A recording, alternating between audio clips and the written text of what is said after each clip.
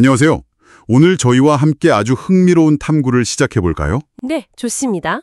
당신이 공유해 주신 일본 카레의 모든 것 자료, 이걸 보면서 일본 카레의 세계로 한번 깊숙이 들어가 보려고 합니다. 네, 이번 탐구는 일본 카레가 인도에서 출발해서요, 영국을 거쳐 어떻게 일본만의 음식으로 자리 잡았는지, 그리고 원조 인도 카레랑은 뭐가 다른지, 또 왜 일본 사람들한테는 이게 소울푸드인지 그걸 알아보는 거죠. 맞아요.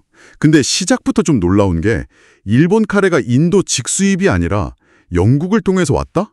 이게 참 흥미롭네요. 그렇죠. 그 이야기부터 풀어봐야겠네요. 자, 그럼 18세기 인도로 가볼까요? 네, 그 당시에 인도에 있던 영국인들이 현지 커리를 맛보고 상당히 매력을 느꼈어요.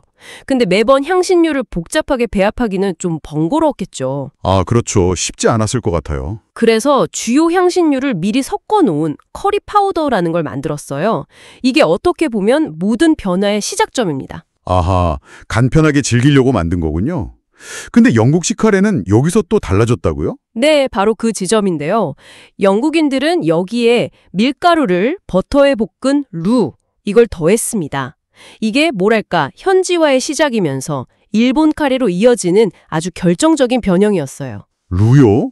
아, 그 서양 요리에 쓰는 그거? 네, 그걸 넣으니까 걸쭉한 스튜처럼 변했죠. 이때부터 인도 커리와는 좀 다른 길을 걷기 시작한 거예요. 이게 바로 영국식 카레입니다. 그 영국식 카레가 메이지 유신 시대에 막 서양 문물을 받아들이던 일본으로 들어왔군요. 맞습니다. 특히 영국 해군 식단을 통해서 전파가 됐어요. 해군 식단이요? 네, 영국 해군은 이걸 빵이랑 같이 먹었는데 일본에서는 자연스럽게 주식인 밥, 특히 우리가 먹는 그 찰진 자포니카 쌀밥 있잖아요. 네네. 그 밥 위에 얹어 먹는 카레라이스 형태로 정착하게 된 거죠.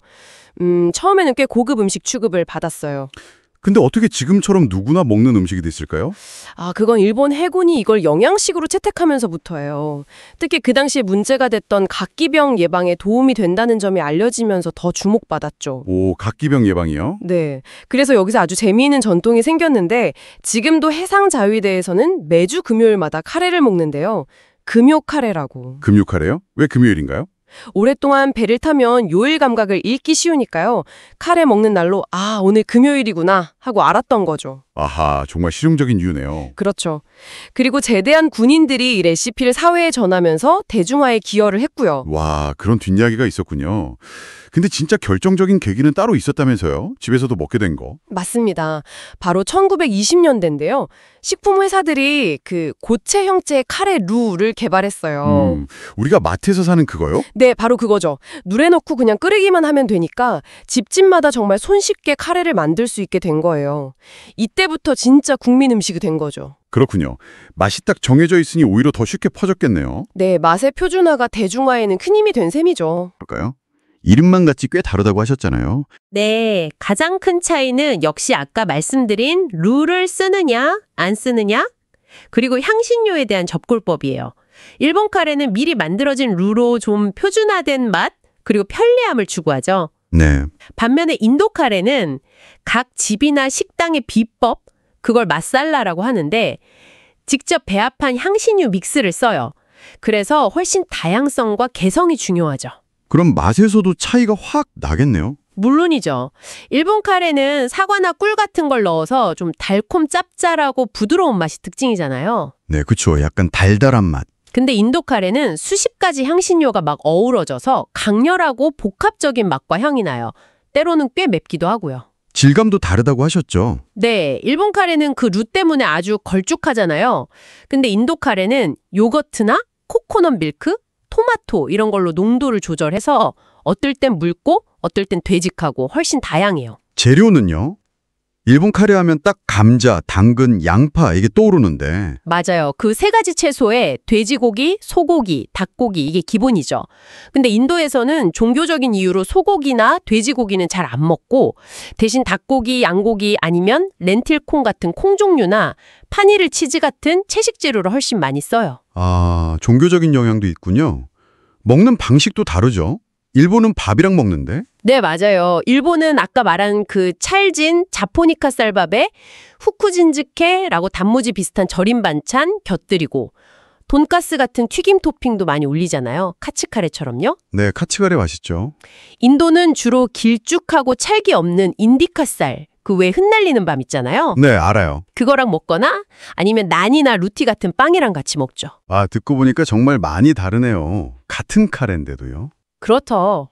그런데 일본 안에서도 카레가 다 똑같은 건 아니잖아요. 종류가 꽤 많던데요. 물론입니다. 기본 카레라이스에서 출발해서 정말 다양하게 변했어요. 제일 유명한 건 역시 카츠카레 아닐까요? 돈가스 올린 거? 이건 언제 생긴 거예요? 그게 1948년에 도쿄 긴자의 한 식당에서 시작됐다는 설이 있어요. 지금은 뭐 일본 카레 하면 딱 떠오르는 메뉴 중 하나죠. 네, 또 드라이 카레라는 것도 있던데요. 국물이 거의 없는 거? 아, 네. 다진 고기를 볶아서 밥 위에 얹거나 아니면 밥 자체를 카레가루랑 같이 볶는 스타일이에요. 맛이 아주 진하죠. 삿포로에는 수프 카레가 유명하고요. 맞아요. 홋카이도 삿포로에서 시작됐는데 국물이 묽고 채소나 닭다리 같은 건더기가 아주 큼직하게 들어가요. 밥을 그 국물에 푹 적셔 먹는 게 특징이죠. 오, 그것도 맛있겠네요. 또 다른 건 없나요? 후쿠오카 모지코라는 곳에 가면 야키 카레가 유명해요. 카레라이스 위에 치즈나 달걀을 올려서 오븐에 구워낸 거예요. 와, 그건 정말 고소하겠는데요. 네, 그렇죠. 치즈 좋아하시면 아주 좋아하실 거예요. 이렇게 다양하게 변하면서 일본 사람들 삶에 깊숙이 들어온 거군요. 그렇습니다. 이제 카레는 일본 사람들한테 라멘이나 수시처럼 아주 중요한 소울푸드예요. 그리고 어릴 때 엄마가 해준 집밥, 그런 어머니의 맛으로 통하기도 하고요. 실제로 일본 가정에서는 일주일에 한 번 정도는 카레를 먹는 집이 많다고 하고 학교 급식에도 자주 나오고 아이들이 제일 좋아하는 음식으로 꼽힐 정도니까요. 네, 완전히 일본 식문화의 일부가 된 거죠. 자, 이렇게 보니까 인도에서 태어나 영국에서 모습이 바뀌고 일본에서 완전히 새롭게 꽃을 피운 카레의 여정이 참 대단하네요. 네, 정말 흥미로운 과정이죠? 외래 문화를 그냥 받아들이는 게 아니라 자신들만의 방식으로 완전히 재창조해낸 거잖아요. 이 이야기가 당신에게는 어떤 생각거리를 던져주었을지 궁금합니다. 네, 일본 카레의 역사를 보면 문화라는 게 참 고정된 게 아니라 계속 받아들여지고 섞이고 또 변형되면서 새롭게 발전한다는 걸 알 수 있어요. 이게 비단 음식만의 이야기는 아니겠죠. 우리 주변의 많은 것들이 사실 그런 과정을 거쳤을 수 있거든요. 그렇죠. 그래서 문득 이런 질문이 떠오르네요. 일본 카레가 이렇게 우리가 잘 몰랐던 긴 여정을 거쳐서 지금의 모습이 된 것처럼 혹시 당신의 일상 속에 있는 아주 익숙한 다른 무언가도 어쩌면 예상치 못한 기원과 변화의 이야기를 숨기고 있는 건 아닐까요? 잠시 주변을 둘러보면서 그 숨겨진 여정을 한번 상상해 보는 건 어떨까요?